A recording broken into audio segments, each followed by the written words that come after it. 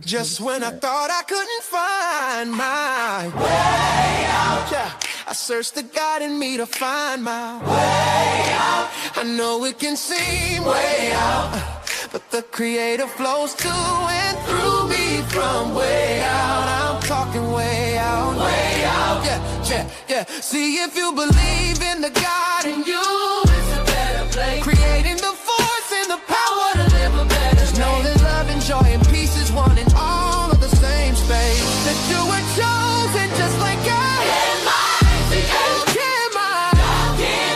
your energy. That's right. I'll give my sanity. Only you can make the change. I'll give my share your energy. I'll give my shine so bright from darkness to light. Hey, hey, hey. From darkness to light. Yeah. And you'll find your way out. Yeah, yeah. Oh, it won't seem way out. Yeah, yeah, yeah. The power of God will flow through you from way out. Welcome. This is Alchemizing Energy, and I'm your host, DJ Genesis. And once again, we have our Friday weekly edition with Awo Falokun. Welcome to the show, Baba. So lately this week, we have been really discussing relationships, and I kind of have gone into a series, kind of getting into relationships from a spiritual pattern of a spiritual basis. Yesterday I did a show on romantic love and what is romantic love and the origins of romantic love. And I did find that they are saying that romantic love is actually based in witchcraft. Have you heard about that? Not that per se. As we get into it, my perception is that there are a lot of social protocol factors that go into relationships in traditional Yoruba culture. I'm not sure that all of them work in Western culture, but it's certainly something to consider, and it's really got some heavy survival implications. So we can go into all that if you like. So yesterday when I was actually doing my show, what I found, what I was discussing was the origins of romance, and that I'm not sure if I'm sure you are aware that the actual romancing a person was invented in France. And it was a way for like poor people to be a poor man to be able to, because all the rich people used to have all the women. So for the poorer people to have women, they would have to have this thing called, they invented a thing called romance. Right. And this was invented in so-called France. And then I wanted to compare that to in African society, what is there romance? Or is it, listen, when you turn this age, you're going to get married to this person and that's it, then big shut up. You know what I'm saying? How does it work? You know what I'm saying? Well, what you're talking about in France is called courtly love. There's a bunch of what's called courtly poetry that really defined kind of an intimate relationship. Prior to that time, that would be the probably the Middle Ages, 12 to 1500s. Marriages were arranged, absolutely, and they were pretty rigid, and a person's emotional feeling for their partner didn't really factor in. So here's the thing I want to say about relationship protocol in Africa. Let's start with this important distinction. In the diaspora, there are people who believe that an Awo has to be polygamous, and that polygamy means having as many girlfriends as you want as long as your wife doesn't find out.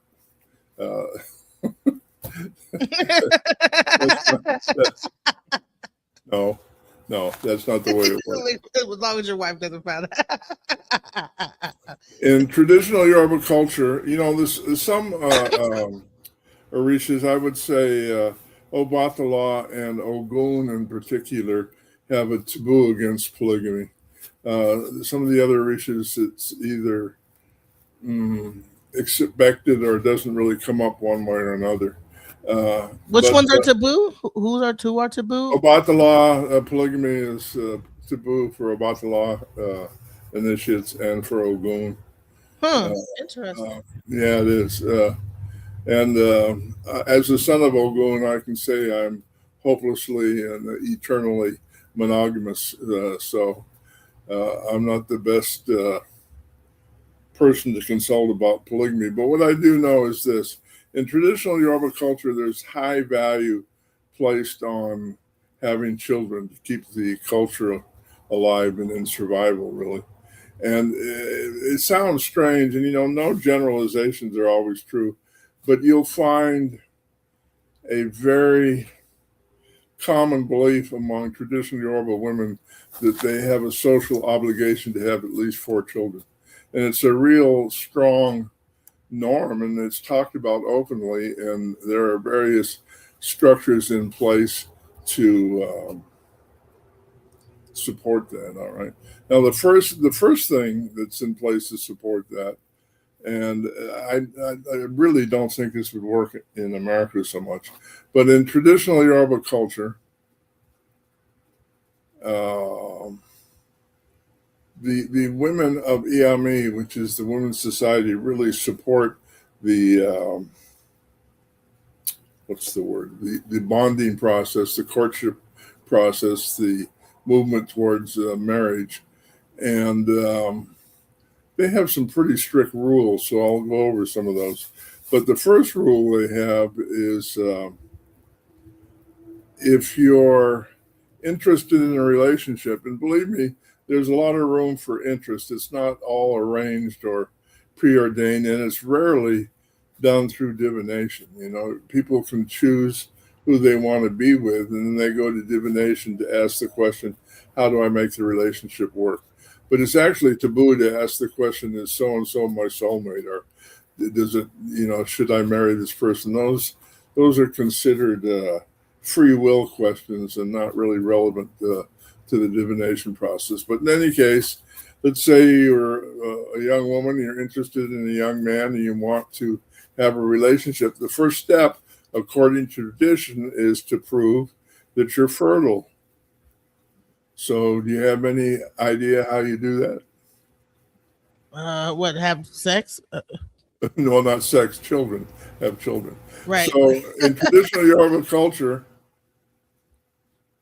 a baby daddy is always a husband. There's no option. There's no choice.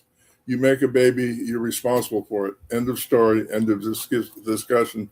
And any reluctance to step up and take that responsibility is dealt with very harshly by the grandmothers.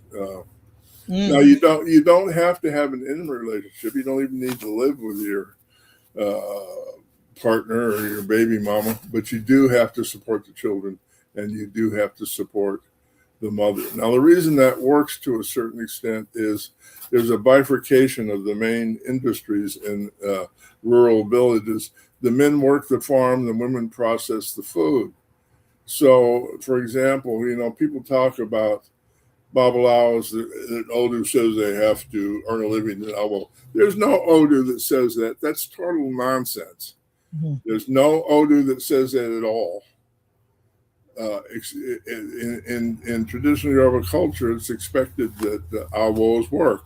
I've worked all my life, and not as an Awo. So the point is that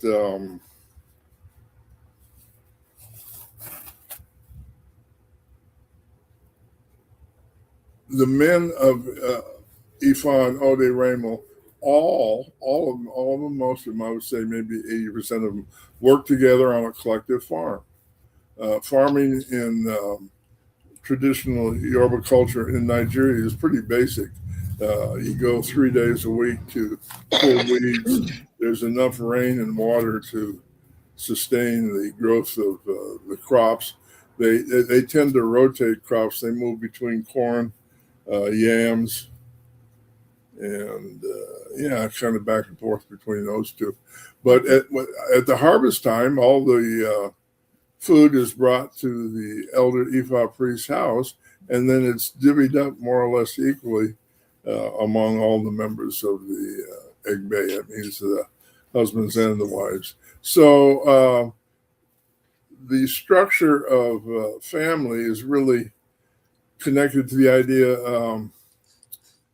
Culturally, the men own the farms collectively. So in order to be a part of the food distribution system, you need to have some kind of relationship with the man. All of that, in terms of Western norms, is extremely sexist, frowned upon, and probably wouldn't work. But the question is, how is it done in traditional Yoruba culture? So, and like with that, like the end, there's not so much about the independent woman. It ain't no. It's community based. Community and what you need to do to survive. Now, I have to say that as Ifa diminishes in popularity, I guess, and Christianity and Islam are more predominant, these traditional values that I'm talking about are less and less evident. But so a man and a woman can choose to have a relationship.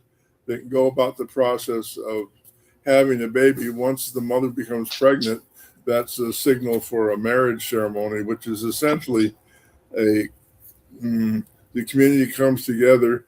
Divination is done on how to sustain the relationship, and then the community acknowledges and addresses the issue of what each person can do to support the relationship. Wait, so they have sex before they're married? Correct. Mm. And wow. That becomes, so what if the person, but if they have sex with, is it like, are they allowed once they have a baby? Because I'm trying to figure out, like, so a woman, is she considered promiscuous if she has sex with more than one partner? Not at all. No? Huh. Interesting. And it doesn't have to be with the baby daddy.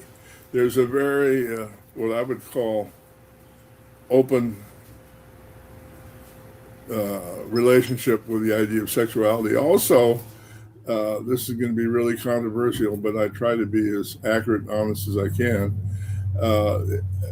There are gay men and women in traditional Yoruba culture. Some people claim that that's not true. It's absolutely true. And all the, certainly the gay men that I know have children with wives. What? Yes. So they'll be gay and then they'll also have kids. Absolutely. And wow. And there's a cultural obligation to have children. Now, again, that's less and less so probably over the last 20 years. But when I first started going to Africa 40 years ago, it was clear that at least 2 male couples within the Egbe, and it was also clear that they had children and families. And so rather than what we understand as gay lifestyles, there would be what we could call polygamous lifestyles. But those are about primary intimate relationships. And those are different than procreative, build a family, work a farm together relationships. If you're a single woman and you want to have children and you want to be associated with the farming community, you can go to Ifa and say, I need a baby daddy. And the elder in Ifa will arrange that. That's the original meaning of a Potebi. It's a Potebi is a wife of an Awo who is in an arranged relationship based on the desire of the woman, not the man, of the woman to have children and be a part of a extended family. And so, there's certain really strict rules around that too. The first rule is that the first baby mama or the first wife gets to choose the other wives. The husband has no say in the matter. What? If someone wants to be the wife of an Awo, the second, third, or fourth wife, they have to first get the permission of the senior wife. So all y'all out here thinking y'all doing polygamy, the wife is supposed to choose the. You know what I'm saying? Y'all think that y'all go out and go to the strip club and pick a wife or whatever. That ain't how it works. That's exactly my point. The other thing is in polygamy. The senior wife is in charge of distributing the finances, and the senior wife is in charge of distributing the family chores. You know, so she tell you what you got to do in the household. She tells the other woman what to do. Absolutely. She's like the head honcho. Okay, and that's part of the decision. You know, sometimes a woman might see a man and be interested in being part of his polygamous entourage, let's say, but when the senior wife says your job will be cleaning toilets, that connection becomes a lot less attractive, you know. Right. The further your job is to, you know. Yeah, listen, the lower you are in the pecking order, the worse the job. It's that simple. So a second wife is fairly well off. 12th wife, not so good. You know, but I've seen, for example, there's a group of senior IFA priests in IFA called the Awani.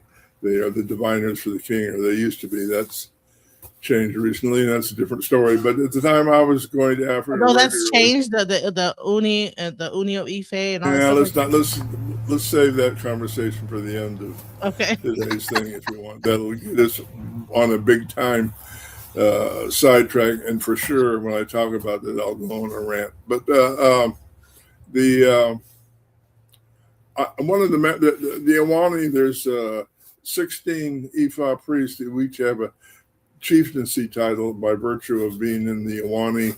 Essentially, the Awani are the 16 oldest Ifa priests in Ife, and when one passes away, everybody moves up and they add a new one. That's kind of how the structure used to work, let's say. So one of the Awani whose house I stayed at had 6 wives and 98 children. Wow. And they all lived in the same house. So it was a rectangular shaped house. 98 kids living in the same house? Yep. And the kids had one whole wing. They had an apartment building? They have elevators? Floors? I mean, no, it was kids. Oh my God. It was a mud house. It was pretty basic. Oh my God. So you gotta be a community based when you got 98. Well, yeah, but listen, it's gonna sound funny, but it's true. They one wing was for the wives, one wing was for the children, one wing was for the husband and his brothers, and one wing was for the goats and the chickens. I mean, everybody. Well, what about the wives' boyfriends? Do they have a wing too? Not so much. And it's sometimes it's hard to figure that stuff. The only thing I can tell you for sure is I asked Baba if he knew the name of all his children, and he wouldn't answer me. So that was he didn't know. He doesn't know he had 98 of them. He didn't know that. He didn't know that. But daddy's baby, mommy's baby, daddy's maybe. That's right. Know. So it's all relative. But for him to do that meant that he was very wealthy, because he has an absolute moral obligation enforced by both Ogboni and Iami to support those 98 children. Wow. And he supported them well. He had a fish market. He had plenty of food. His brothers were fishermen in the Oshun River. And, he made it work. And, so do all the kids have to, when they work, they bring their money back to the household? And that's, I want to say yes, but I don't know for sure. The point is that most families that are polygamous, the children follow in the parents' trade, right? So families are okay, so if you're born in an Ogun family, there's a high expectation that you'll become a blacksmith. Doesn't matter who your Orisha is or who's guiding your consciousness or your Ori. You're going to if you are born into an Ogun family, at your naming ceremony when you're 3 days old, you're going to receive initiation into the Orisha Ogun, because Ogun is the family Orisha, and that's more important in traditional Yoruba culture than your head Orisha by a lot. You understand? Now, you could be born in an Ogun family, and your naming ceremony may indicate that you are an Ifa priest in terms of your destiny and your potential. So what that means is, since the family is the school, you go live with the Ifa family. So you have to actually leave your family and go and live. Sort of. I mean, and learn how to. Well, it's more like you live with. If you're born in an Ogun family and you're studying Ifa, you live with the Ifa family from 9 to 5. It's not much different than going to school, and then you go home to your biological family in the evening. Wow. And this is how the culture goes. And this is actually see, so this is really breaking down the Orisha and how, like, these different households, like blacksmiths, the Ifa are the diviners, the Oya are the cemetery, and they're probably teaching their kids the marketplace, blacksmithing, divination. Yes, and the way the school, whatever it is, Osain, herbs, in each. Yep, exactly right. And for Oshun, it's cloth making, tie-dye. MIIs tend to be midwives and so on. So say if you're a woman and you were in an Ogun house, and you were Oshun head, would you go 9 to 5 to an Oshun house to learn cloth making, or would you become a black? Yeah, no, you could make that choice. I mean, there's free will involved in all of this. If you're a woman, the training is for children, meaning from old enough to talk to puberty. Past puberty, you start to do the work that you've trained to do. So if you're born in an Ogun family and you're an Oshun who is trained with the Oshun Egbe in the community, you can still live at home with your Ogun family and participate in the Oshun cloth making business. Yeah, it's kind of like that. And do you bring your money back to the Oshun house or to the Ogun house? Oh, I have to say, I don't absolutely know the answer to that. Sorry, but I was thinking about, like, because the whole thing is about, like, community and commerce and all. Yeah, well, listen. Here's the truth. The reason that's a little confusing to me, when I used to joke when I first went to OD Ramo, which was in the late 1980s. I used to joke that the community had 20 naira and they took turns holding it. There wasn't a whole lot of cash money floating around. It was a barter economy completely. And so the structure of the family ensures that people are connected to a farm. Each Egbe has its own farming responsibilities. In other words, the Ifa people have a farm, the Ogun people have a farm, and like that. And then they also, each of the families, and they trade amongst each other based on what they have on their farm. Certain families, instead of farms, like they'll raise goats or chickens, and they'll use that as barter for the corn and the yam. It was a pretty integrated and effective system, as far as I could tell, and it was impressive, and it was not really competitive. But the important thing in that structure is this, and this is taboo in the diaspora, but it's mandatory in Africa. Parents initiate their children. End of story, end of discussion. And so guess what happens when you initiate your children? You know what happens when you do that? What? You don't charge them money. So that initiation was not connected to any kind of money-making scam, and the notion that you had to earn a living as a priest didn't happen. You understand? Right. Yep. And the other thing is, there's the idea that Ifa priests can't do Orisha initiations. Ifa priests are the only people that are sanctioned to do every Orisha initiation we use in our faith. And what happens is the The head Orisha priest in the community is called the Opoina. When someone wants to do initiation of their children, or and more recently of outsiders, they'll tell the Opoina. The Opoina will tell the Arabah, and I've seen that process, and it confused me a little bit at first. The Opoina would come and say, so-and-so needs to receive Ogun. Do you want to do the initiation? And the Arabah, my elder, my Baba, would always say no. I thought, what the hell is going on here? And I finally realized is they were telling him, so there's at least one person in the community who knows who's who and what's what and who's receiving what, and kind of keeps things coordinated. I mean, one of the reasons for that is if you were born in Igbadan and you cross the highway and asked to be initiated in Ode Ramo, the elders there will say, no, go home. You don't belong Right. here. You know what I'm saying? So it's a really, really community-based initiation process that is not money-based. There is expense, and so there's things done to raise the money. One of the things I did when I went to Ode Ramo, my initiation at IFA cost $125.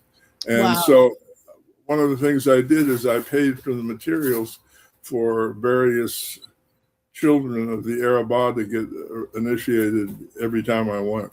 And so that, I felt it was the least I could do. When I went to Oshobo, I took an Oshun student of mine to Oshobo to be initiated. They charged her, actually me, because I brought it, they charged me $75. And after the ceremony, about half the women got really upset because they felt that I had been overcharged. Wow. Right. So what happened is in Oshobo, an American went over there and said, oh my God, they're charging $75. I can get $10,000 for an Oshun initiation. Let me start advertising that. And then I'll show folks how to give the initiate 5 orishas instead of 1, and we'll all make a fortune. All right. So Wow. what do you imagine happened? Initiations went up. It started becoming about money. No. What happened is they did that once, and the Oba of Oshobo, who was a Muslim, shut down the Oshun shrine to Orisha people and turned it over to his Muslim brothers who did tourist attraction initiations. And one of the young Oshun priests who tried to get into the shrine for religious purposes was shot and killed by the security at the Oshun shrine. And it's only in the last couple of years that it's been reopened for Orisha people to be involved in it. So you really have to be careful of your good ideas that have a better way of doing things that have been done for thousands of years culturally. You know, Wait a minute. So an American person went over there and noticed that they were charging little to nothing.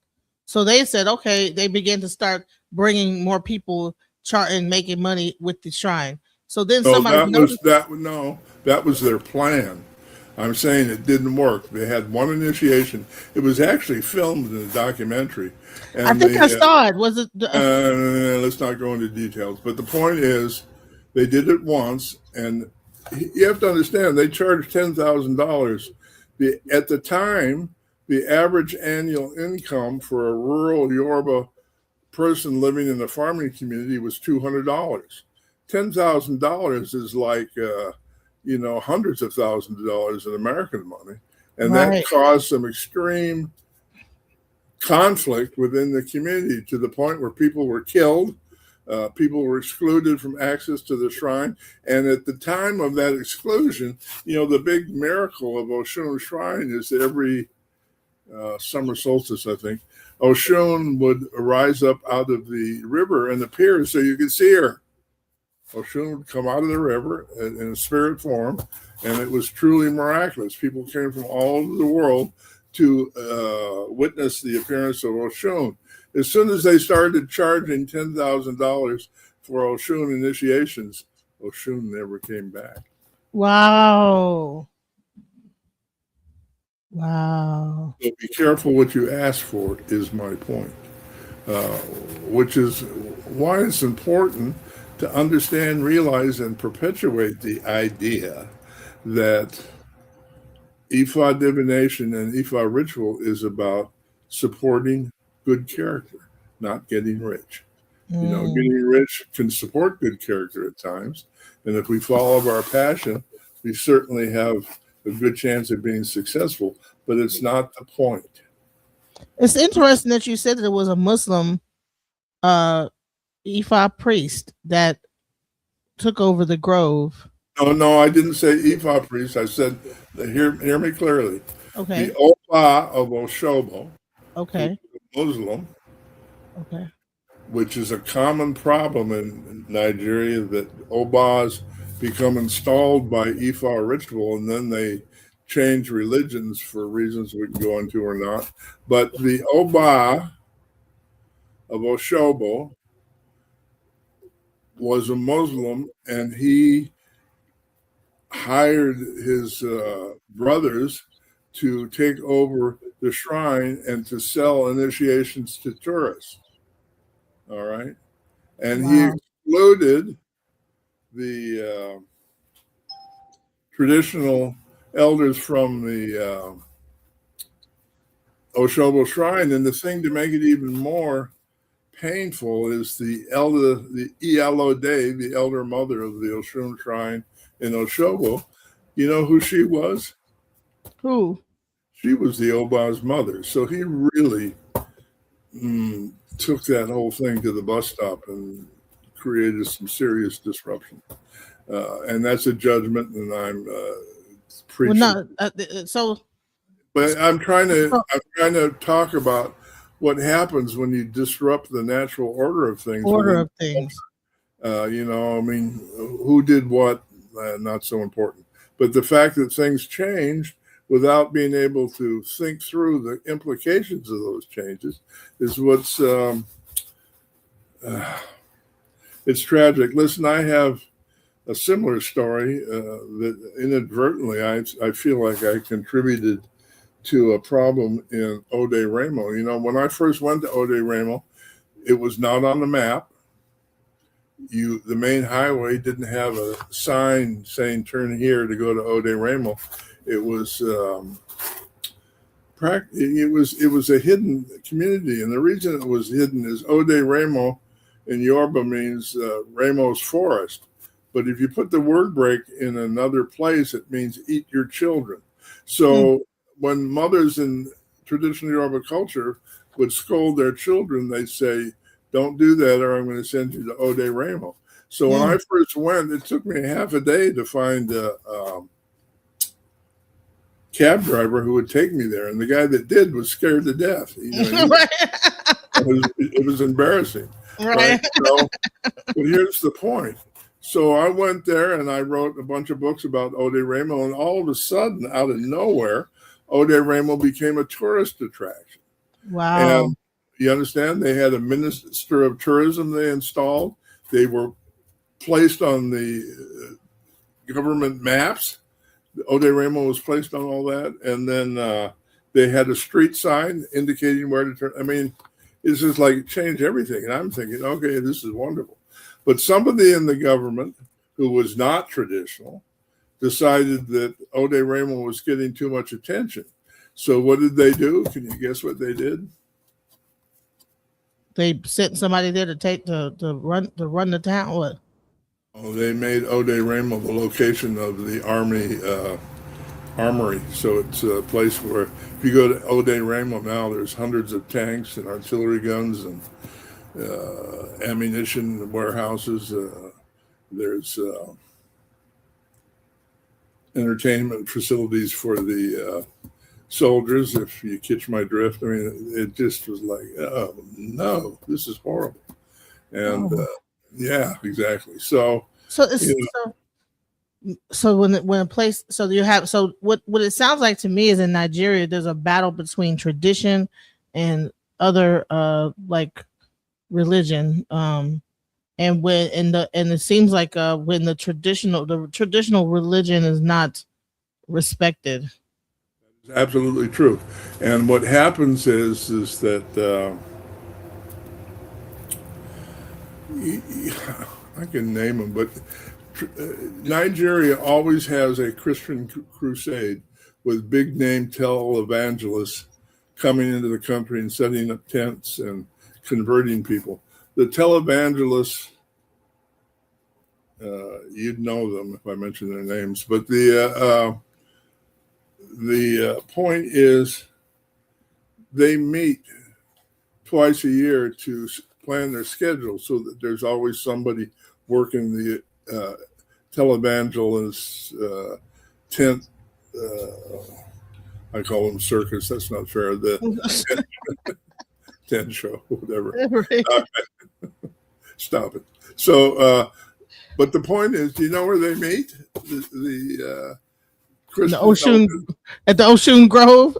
No, they meet in the United States. They're all American. Oh, so they're coming from America to go over to Nigeria. Yeah, I'm sorry I didn't make that clear. And all but one of them are white, and they meet to plan their schedules at in a city called Langley, Virginia. You know what's in Langley, Virginia? The military. The CIA. They meet at the CIA headquarters. What? Yes, and they've started the CIA. Televangelists meet at the CIA headquarters to go to Nigeria for a conference. Correct. And what they did collectively, throughout Nigeria and through most of Africa, you know, when I first started going, people's sexual preference was irrelevant. I mean, nobody cared. You know, I talked to the elders in IFA about whether gay people would become initiated, because in America, that was a big conversation. People were convinced that a gay person couldn't become initiated. Right. Yeah, right. And, you know, I asked the elders in Ife if that was true, and they laughed. You know, they couldn't believe that anybody cared, right? And since then, the Christian church in Africa has convinced every country but one to make homosexuality a capital offense. So gay people are being executed across the continent based on Christian crusades that are organized by the CIA. Wow. But you know what else is the CIA was the CIA had a big old thing going against Pan-Africanism. You think? Gee, don't give me, now you're going to get me really on that. So it's interesting that they're against Pan-Africanism, but yet they're sending churches over there. Yeah, but you understand that I spent decades working for the legal defense team for the Black Panther Party in America, and you could say that there was some political manipulation, corruption, deception, and efforts at destruction. You can say that without any fear of contradiction. So, yeah, I mean, Africa here, but you know, it's that same coalition that was the basis for Christian nationalism that created the MAGA movement, who thinks Donald Trump is the second coming. They literally think that. And so, you know, this is a ubiquitous and I would argue hostile influence on the American political scene.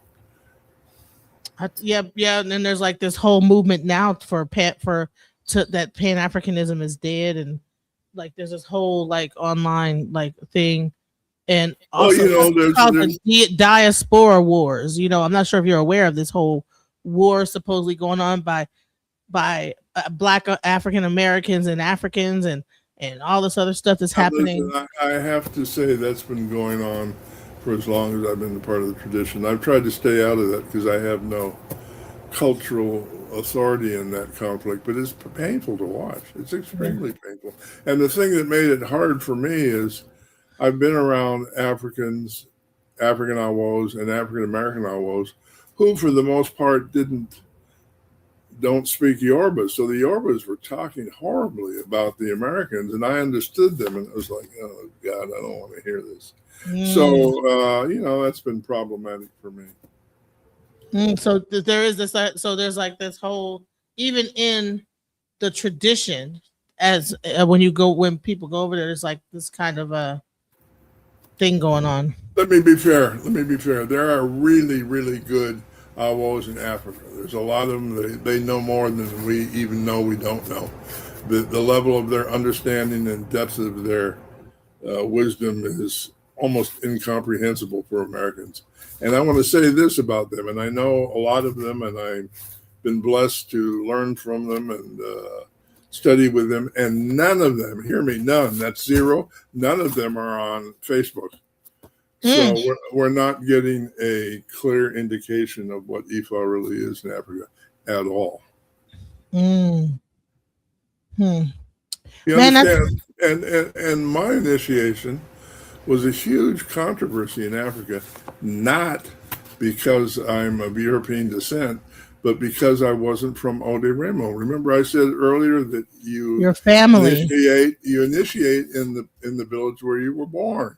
Right.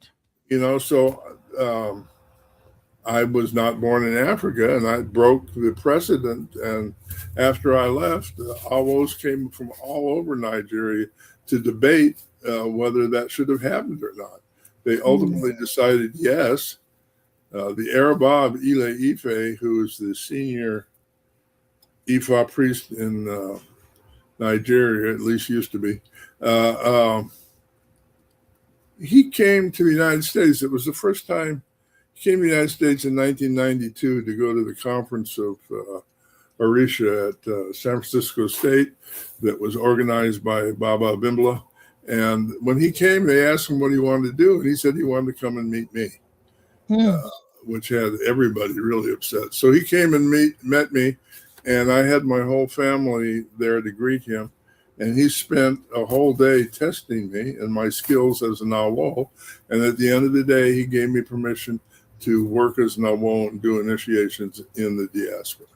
And so lots of people tell me that I can't or not, whatever. Listen, I've heard that. People trying to tell you that you can't do something? That's the only conversation I have with Lukumi elders. So the why? Is, I don't know. But if he's the senior priest. He gave me permission. If you're not, to initiate people Orisha, give people their Orishas. No, is that what the Lukumi priests are arguing about? No, I don't even want to go into it. But the point is, I've had very little support for having sanctioned to do traditional Ifa initiation, traditional Orisha initiation, even though most people in the diaspora who certainly do Ifa initiations do so based on the study material I provided. So, it gets a little tiresome. I went through it just last week. People said I had no right to initiate somebody, and I said, I'm your elder. Your opinion is of no interest to me. And that got people upset, but it's true. That's the way the tradition works. Elders do not have to answer to newbies. So what people are coming at you? Are they coming at you online? Sorry, that's all right. That's right. To the T. Like who's saying that? That's crazy. Like wow. It would well, I'm OEI, so I'm like, who said it? And no, we're not going to go there. But so there's people that are coming up at you about you shouldn't be doing initiation. Why is it anybody's business what you're doing? I don't know, but there was. I was married at one time to a famous Oshun priestess who's a well-known author, and people used to come. I would say, at least every other month, people would knock on the front door and tell me that Ifa had told them that they were her husband, and they were there to help me move. What? Are you kidding me? No, I'm not.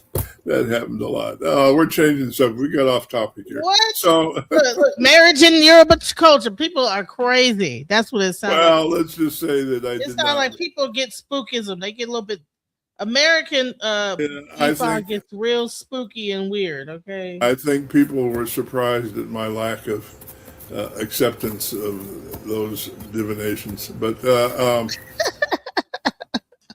what can I tell you? Well, Ifa told me that you should be moving out. I should be okay. Wow. Yeah, it was pretty bad. one poor guy. Change the subject. I can tell you some stories that are really embarrassing. But you know, the serious issue here is that there's some serious dysfunction within our communities, and part of that dysfunction is based on any serious effort to reconcile, resolve, and heal the issues created by slavery.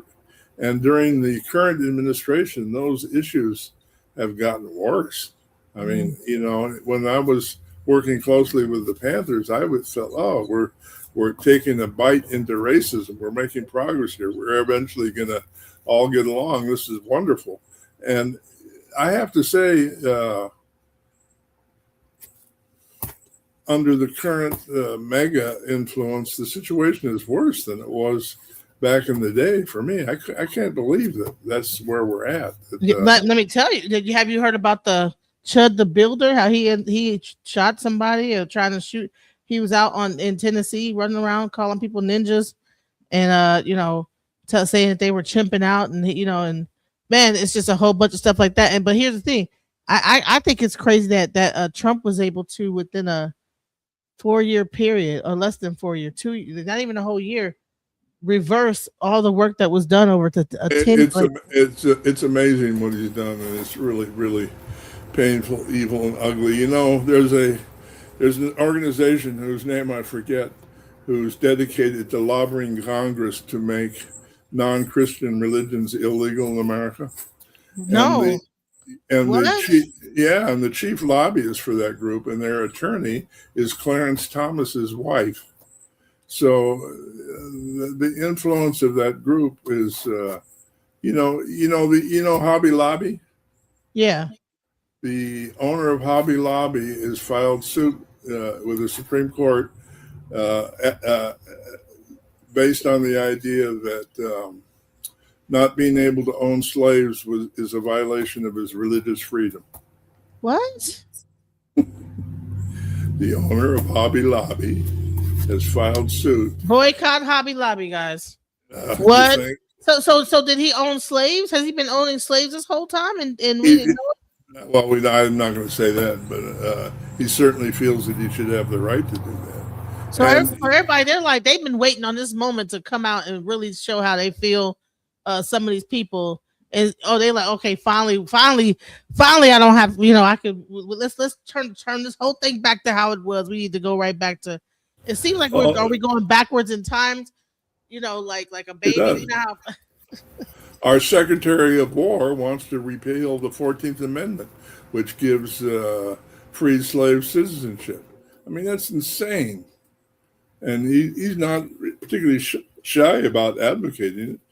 He belongs to a church that advocates it. That's why he's eliminated as many African Americans from positions of authority in the military as he can. And he also believes that women shouldn't have the right to vote. So that's where we're at. These are people in official position who are creating policy, and we need to be conscious. We need to fight it with everything in us, and we need to find a better way. But don't you think so? So why do you think I think it's interesting that they shut down one of the cheapest airlines. They seem to be raising prices to make it harder to leave the country. It's almost like, because you would think they always want us to go back to Africa, but they're doing everything to stop us from going to Africa. Yeah, but they want us to go to Africa? I thought they want us to go back to Africa. No, they want poor working class people to continue to support the government with their taxes so that wealthy people don't have to pay any. That's the plan. wealthy billionaires in America pay no taxes based on Trump's tax policy. Mm. And the majority of taxes are coming from the poor, while at the same time, benefits for the poor are being systematically removed. And it's ugly, it's shameful, it's inappropriate, and it makes me. And I think the whole thing is to basically crush the lower class enough to the point where they have to become slaves again and let the government so-called take care of you and you just work. They want to put is that communism? What is that? What is that? Is it socialism? What is China? Is China socialist or communist? What is that? Where the government like rules everything and that's called fascism. So I would call China, Russia, and the United States fascist.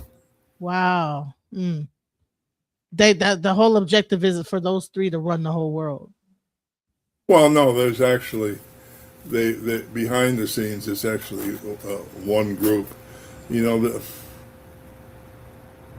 Bilderbergs, the trilateral commission. I'm going to say this, and then we're going to maybe call it a day because we're getting into dangerous territory here. But if you look back at the finances of the United States, there were three families that financed slavery in the United States. Yeah, right. You know what those three families, who they were? Yeah, the Rockefellers, the Epsteins, and the. Yeah, you do know. It was the Epsteins, exactly. And so, is it a coincidence that Epstein was involved in global blackmail? No, that was part of a deeper program. And if you think Epstein was running that, I got a bridge I want to sell you in New York. He was just a gopher and a lackey. So we need to really get to the bottom of it. Rothschild, Oppenheimer, and Epstein were the main financiers of slavery in the United States. And I think they have legal liability for the damage they've done. And that's not even being considered, So we've got lots and lots and lots and lots of work to do.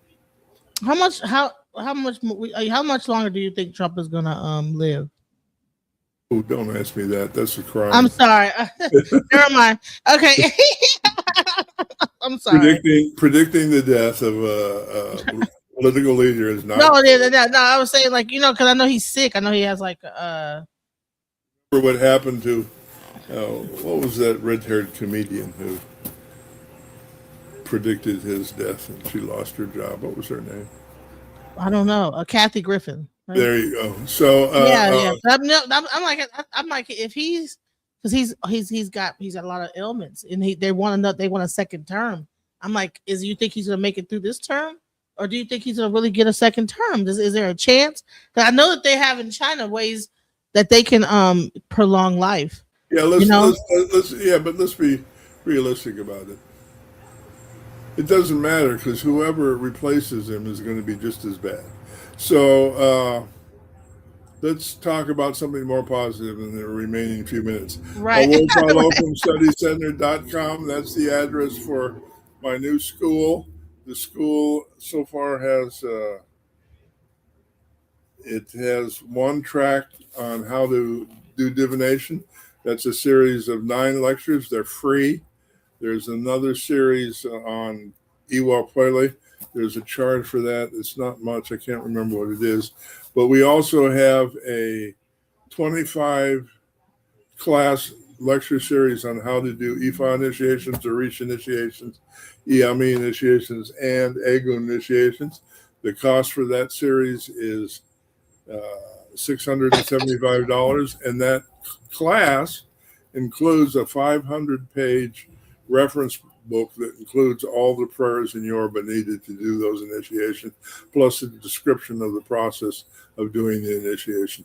So if you're interested in that, go to that address on the screen.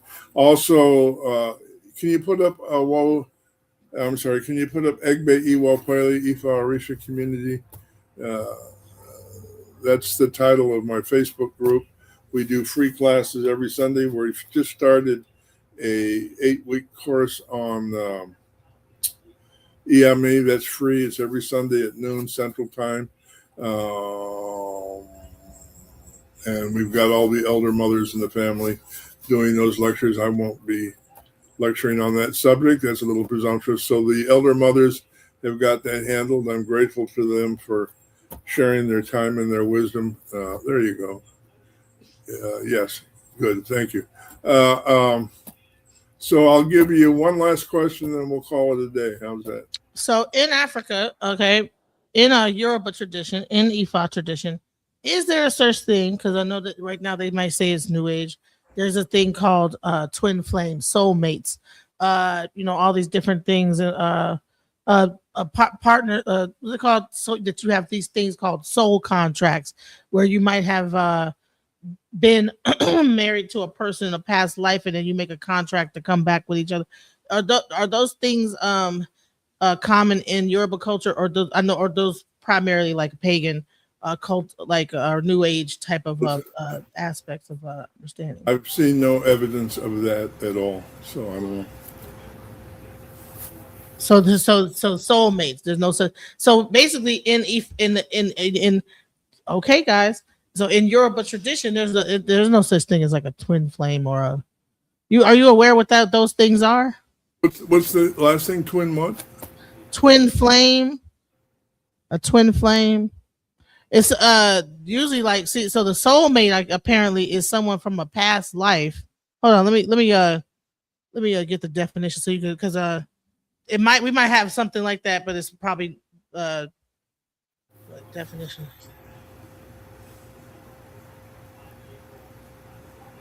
Yeah, listen, the simple answer is this. Every idea like that we believe in is talked about in Odu Ifa.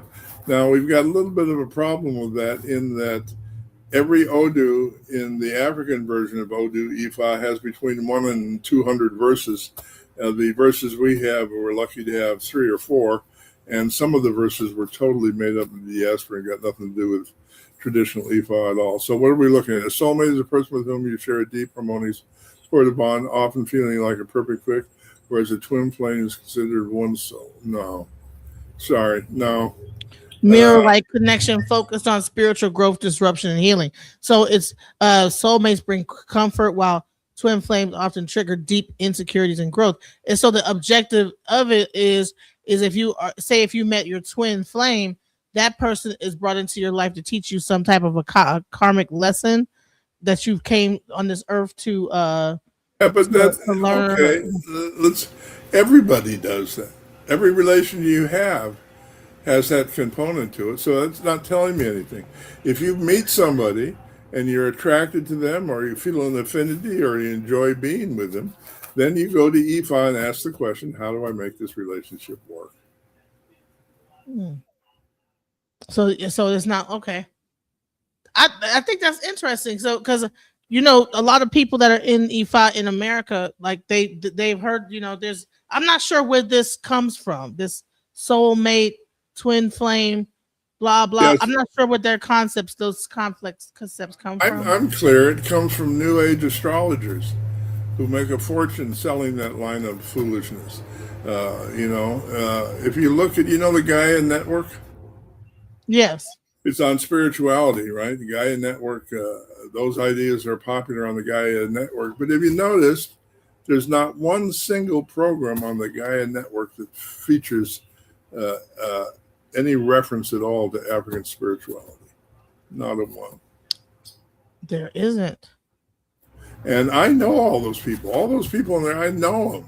I was active when the New Age movement started. I know all the famous pagan witches, talking heads, spiritual gurus.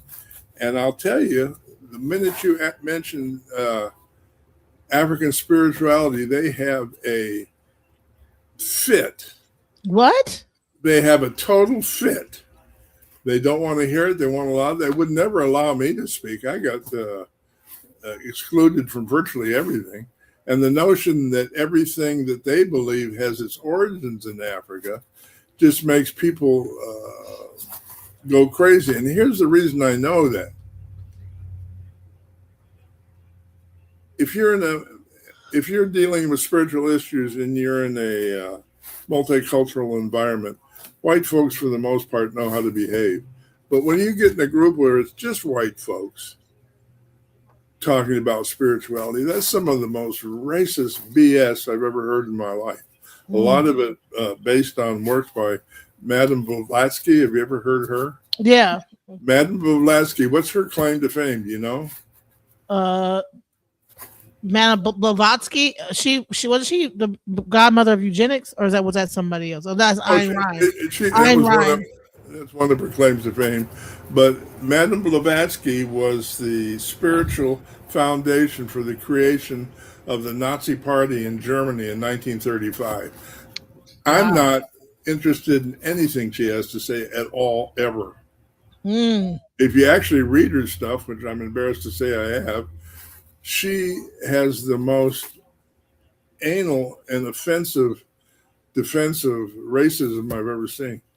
And she started that whole part. Wow. And that's what a lot of this new age stuff is really based on. Wow. It's based on like racist kind of not. Well, it's influenced by Blavatsky, who was clearly racist if you read her books.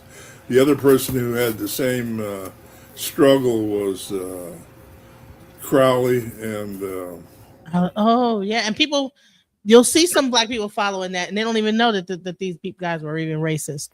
So a lot of these groups because you really notice that a lot of those new age things, you don't see a lot of black people involved with them. It's almost like it's a secret group of people that are doing spiritual stuff, but you don't see African spirituality in that.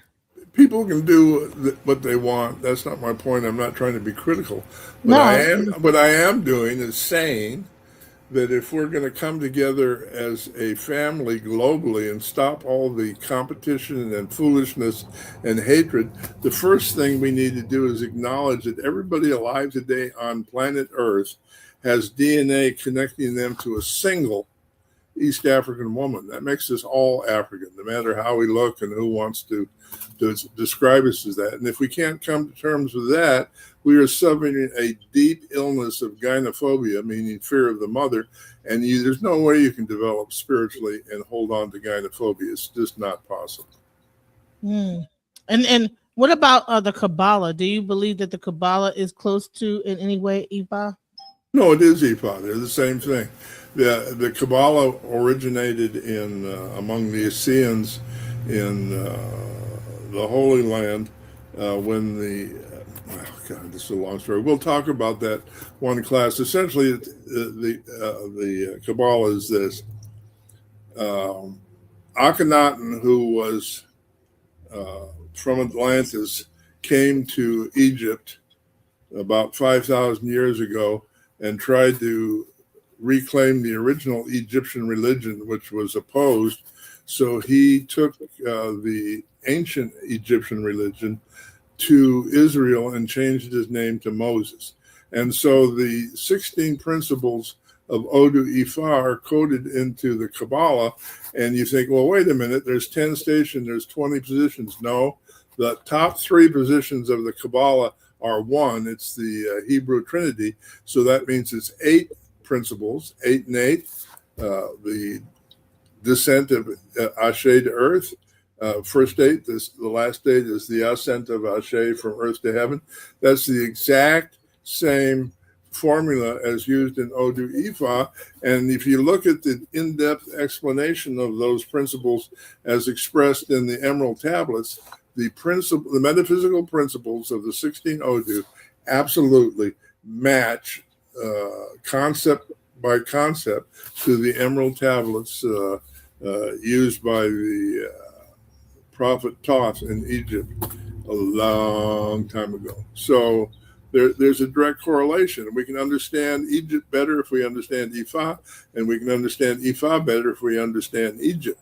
But the point is that Odu Ifa is a system of analysis through which the ancients understood physical reality. And without understanding Ifa, you don't really have a good understanding of the world we live in. And that's a deliberate effort to suppress ancient wisdom. That's why Africa isn't included in the dialogue on Gaia or the New Age movement. They want to keep that information a secret. And if you really understand the Kabbalah, if you really understand Odu Ifa, if you really understand the Emerald Tablets, then you can access free energy, anti-gravitational travel, use of resonance as a healing tool, and ultimately you can understand alchemy. You know, the word for science in Yoruba is ijinla, which translates literally as how to make gold. So the process of turning lead into gold is not an analogy. It's not a spiritual symbol. It's a literal process. And the pyramids are connected to a series of what I'm about to say is totally unbelievable, so you have my permission to think I'm crazy. But the pyramids are connected to a series of 2 million stone circles directly underneath them that go all the way to the tip of South Africa. And so the circles have stone impressions of the patterns generated by resonance. So the pyramid was infusing these circles with energy that activated the resonance from the earth represented by those symbols. And where they end up in South Africa is the largest deposit of gold on earth. The people that built the pyramids built them to generate gold from crystal in South Africa, and they use that as the basis for trade with off-planet entities. And here's the thing: it sounds like to me that I would love, like, next time we come back, we talk about the similarity of Kabbalah, because is Kabbalah the other side of Judaism or sort of the Torah? Is it like the hidden aspect of the Torah? And I also heard that the tarot is actually the Kabbalic aspect of divination. The tarot is you're on the right track with that. The tarot was brought to Europe in 1100 by the Knights Templar, and the thing is not understood so much about the Knights Templar. The Knights Templar was led in its original manifestation by a man named Hugo Païens, which means Hugo the Pagan. Hugo Païens brought occult science to Europe and also Western science. He is the man responsible for the Renaissance, and he was able to gather up a whole lot of scrolls on science from under the Temple Mount in Jerusalem. And the thing that people conveniently ignore is that he was a Moor, which means he was an African from Morocco living in Spain. And he spoke about a dozen languages. And he went in there and lived for 9 years under the Temple Mount, where he discovered a whole bunch of stuff and brought it to Europe. And that started up. I've written 3 books on that subject, so I can talk about it endlessly. But the history we were taught is not the history that actually happened. If you want to go into that a little bit, we can. Yeah, we definitely. You want to hear something strange about that? I'm going to say this. I think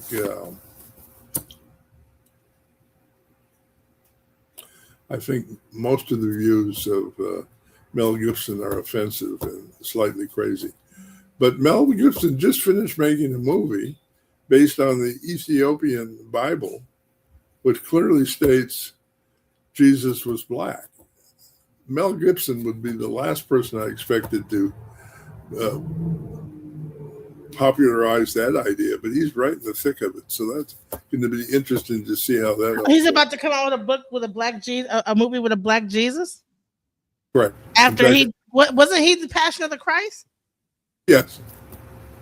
And wasn't that white Jesus? So how you, Yeah, and he's come on you got talk the to white us Jesus saying and the black Jesus? They gonna he have does, he does, and he's admitted that his earlier views were mistaken.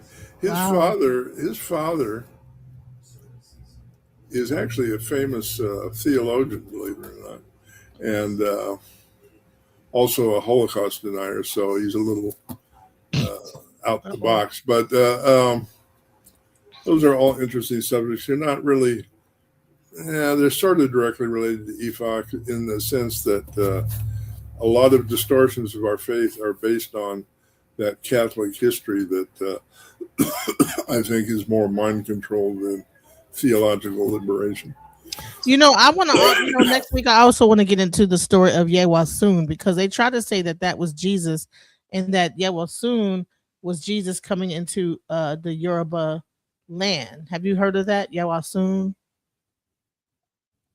I've heard similar things. I'm not sure that how you said the name Yewasun or something like that, but I heard the story that it was like that actually that at some point um Jesus was supposed to become a Babalawo and become initiated. He chose Oh, not to come on, do it. stop it. Stop it. He got told he No, just stop it. he didn't do it, and something and since he didn't do it, then he became the sacrifice. He got sacrificed. Before I came a Awo, I was a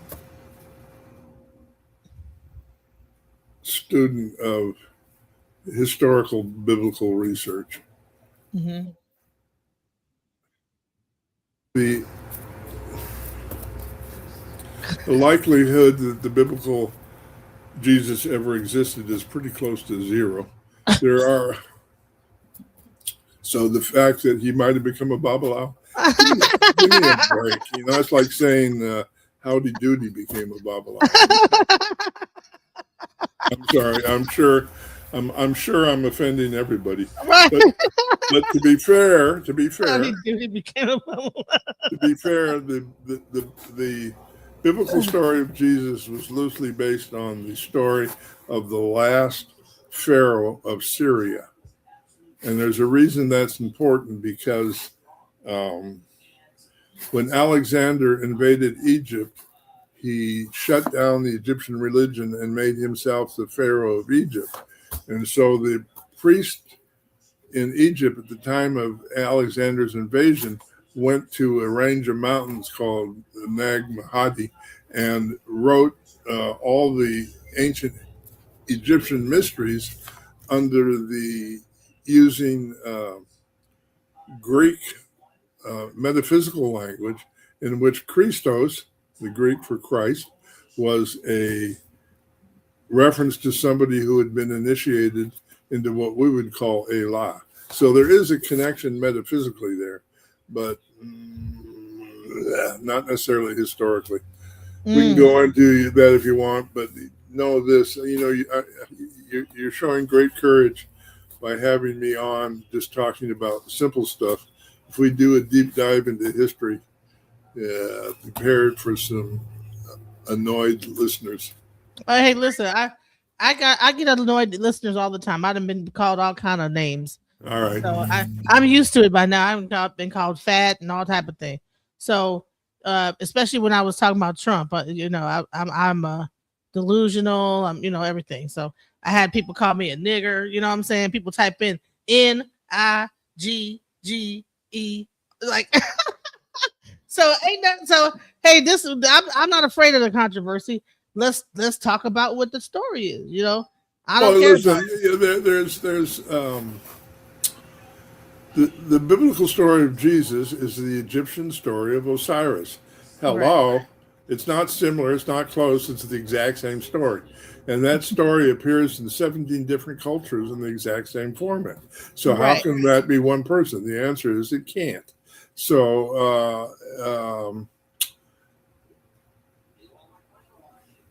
when the Romans, even in the Bible, I think he was in there twice. I think it was different Jesuses even in the Bible itself, right? There was like several iterations of Jesus, right? Yeah. Okay. So let's end with this. The word gospel means book about Jesus written within 100 years of Jesus's death. If you find a manuscript about Jesus written from the Common Era to 100 AD, it's technically called a gospel among theologians. There are 4 gospels in the English Bible. Christian theologians, most of whom I know, who dealt with the Bible and translating the Bible, have identified 86 Gospels. So what happened to those other 82 Gospels? That's the question. Mm. Mm. Aren't they in the Ethiopian Bible? Yeah, actually, most of them are. Not all of them, but most of them. Yeah, I thought that. Yeah, because you ever heard of Dr. Billy Carson? Or he had a whole thing like getting because he called it the Sinai Bible or whatever like that or whatever. And yeah, Billy's on the right track. He's got some good stuff on the Emerald Tablets. They tried to destroy his whole career, child. They tried to ruin his whole life. Well, and why is that? He's the one black-faced on Gaia. Right. He ain't there no more. I think they tried to take him up off of there. It's like, oh no, we did. Or he was the one African American on Gaia, and he got to be too much. So I don't know. He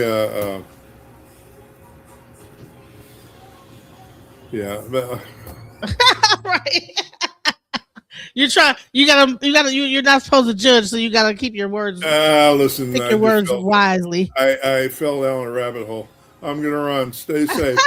All right, see you later. All right, guys. Peace out. I fell down a rabbit hole. Just when I thought I couldn't find my way out, yeah, I searched the God in me to find my way out. I know it can seem way out, but the Creator flows to and through me from way out. I'm talking way out, yeah, yeah, yeah. See, if you believe in the God